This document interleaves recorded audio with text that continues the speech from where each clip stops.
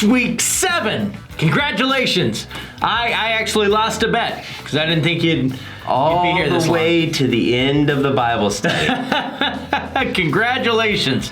Glad you made it. We've got some really amazing stories left, though. Right, because this week we're talking about act like a witness. Yeah. So, if you recall, last week we left Paul having been arrested by the Romans because they thought he was causing trouble. Turned out it wasn't him, but it kind of was. Yeah, because he was stirring up all kinds of angry feelings. He didn't do anything illegal, which is what the trials really come to find him innocent, but he finds himself moving on, being able to share Jesus with more people. Yeah. And so it starts with Felix. It does. So tell us about the Roman penal system.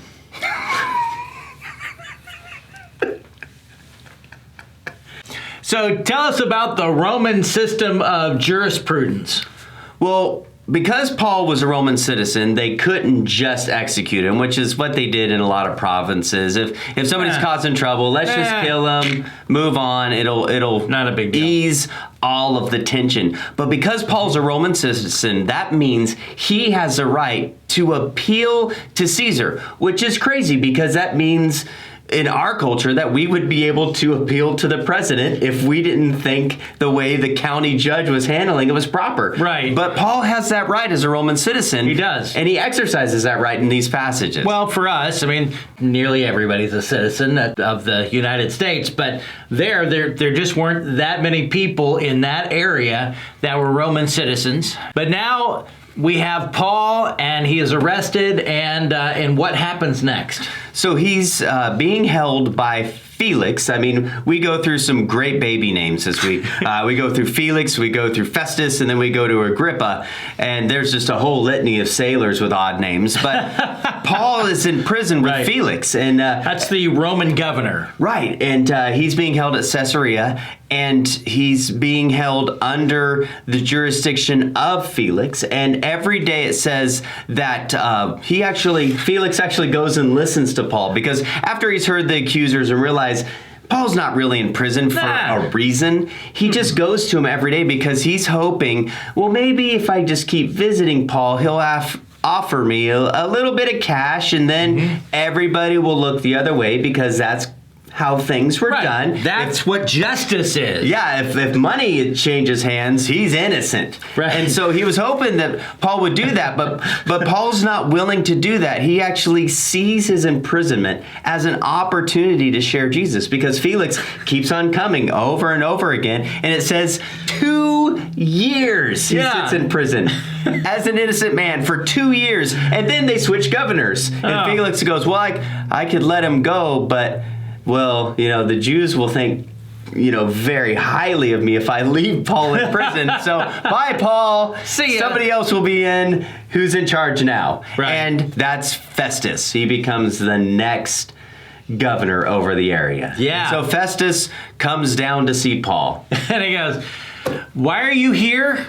Maybe I should just give you back to your accusers, like send him back to the Sanhedrin, send him back to all the people that want him dead. And they had the authority to kill him. That was part of the deal they had with the Romans. And so what was that one thing? The one thing that they could kill people for? Religious reasons. Yeah. So you offended me religiously. Off with your head. Yeah, exactly. So they wanted Paul back. They wanted to be able to execute him for being a traitor. What they said was Paul had insulted the temple. He had caused riots, and he had offended Caesar because he wanted the Romans to think they had a good reason to hold him. And that was all of the reasons. And so, Festus is thinking, well, maybe I should just hand you over to your accusers. And that's when Paul appeals to Caesar. Right. And so he says, I want to go see Caesar. And they go, oh, man. It's like the one thing that they can't just forget he said. No, because once he does that, they can't just say, well, what if we just let you go? How about that? Nope, you got to go see Caesar. He actually is going to It's going to take share a his while. testimony in front of one more guy, which is King Agrippa, Right. who is one of Herod's grandchildren. Right. Yeah. And so Agrippa comes to hear Paul, who Agrippa is a Jew. And so Paul sees his window and shares his testimony for the third time in Acts. Right. Probably not for the third time ever, but the third time it is listed in the book of Acts. Right. Regardless of if we said it that way before or not. I think we did.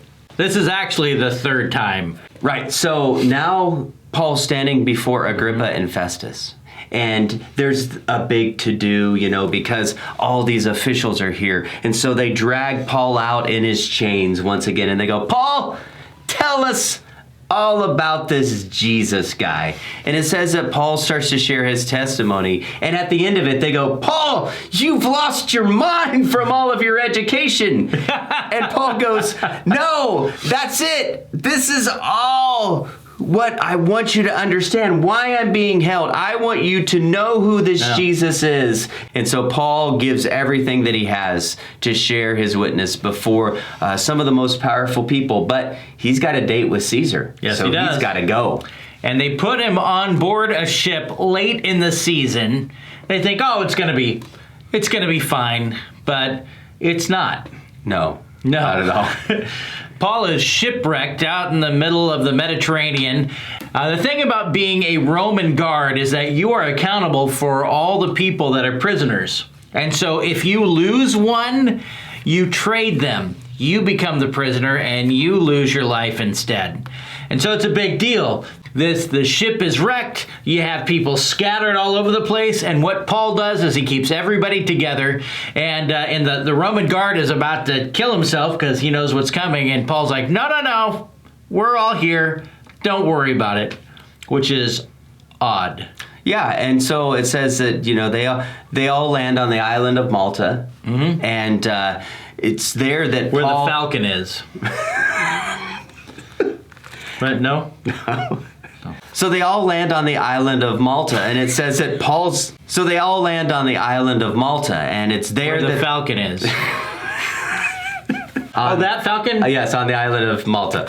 Yes. Yeah, it's because it's Maltese. And as they're there, Paul is building a fire, and it says that he gets bitten by a snake. And they're all like, see, he's actually guilty. But the snake doesn't kill him. And they go, well, he's a god. And Paul goes, no. It's Jesus time again. Because with Paul, it doesn't matter what the situation is. Right. He's going to turn that into an opportunity I'm to arrested. share the gospel. I'm going to share the gospel. I get bit by a snake. I'm going to share the gospel. Getting a shipwreck. I'm going to share the gospel. It's now that he gets to Rome. He's held in a home.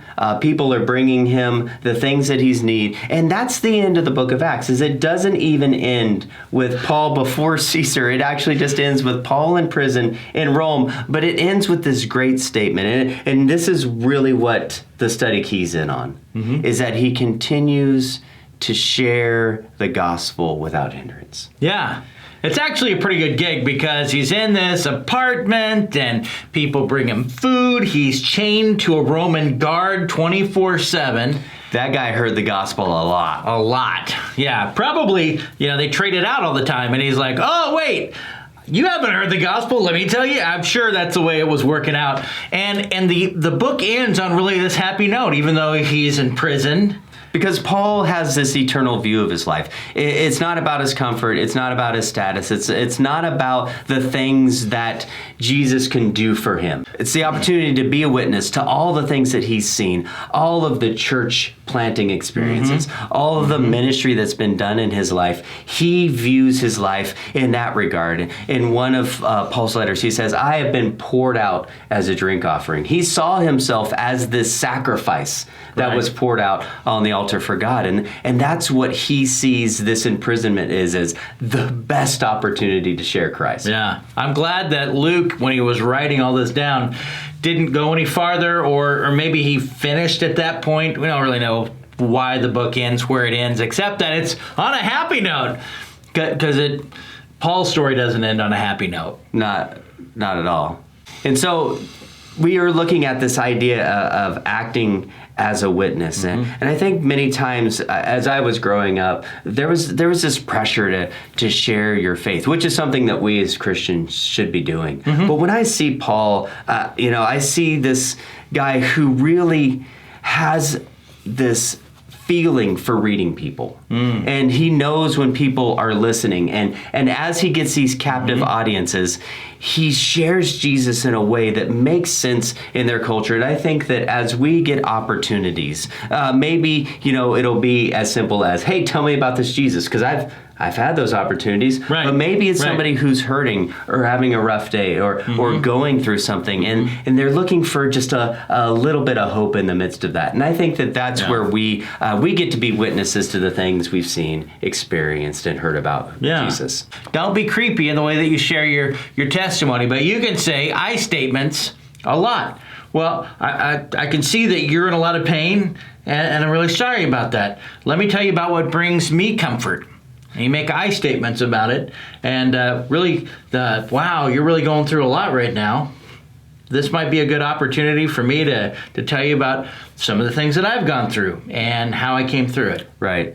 There was a guy who I used to go on Mexico missions trips. His name is Ed, and he was a pharmacist because we ran this medical clinic. Oh, nice. He would find a kid who had maybe come to Mexico before, but he knew didn't have any type of faith. And he would spend all week with this kid. He'd bring him under his wing as like a protege, and hey, do you want to give me some extra help that week? No. And he would just, as they were treating people, as they were dispensing medications or helping the people, he would just talk about why he does this, the motivation behind it, who Jesus is, and how he's changed his life. And many of these kids, by the end of the week, they're at our decision night going, hey, I accepted Jesus today because Ed wouldn't leave me alone. But there's ways in which we're wired that God has placed in us that we share the gospel in a way that is just natural. Yeah. And when it's natural, it's not creepy. Right. So it's just who God made us to be. So we should be praying about opportunities. Let God, would you please bring me opportunities? Some people, though, they think, well, I don't have anything to share. I don't have anything in my faith. I don't have a story to tell. Well, pray that God would bring you a story to tell. So I guess week 7, we say, get out there and be a witness to the things that Jesus has done. Yeah. This might be a good time as well to have a conversation with your group about perhaps continuing this, maybe starting a new series and starting a new book, or finding something on the YouVersion app that you could watch a little video and read a little devotional and the scripture behind it, and then let that become your devotion for your group. Maybe you're in for that. Maybe you're thinking, please get me out of this. I can't believe I made it 7 weeks with these people. And we understand that too. Find another group. Right. And just find people that you feel comfortable linking arms with together, sharing things that are going on in your life, praying together, but ultimately launching out to do service projects in the community together, which is a great way to proclaim who Jesus is and bear witness about everything that he's done. Yeah. So get out there and do it.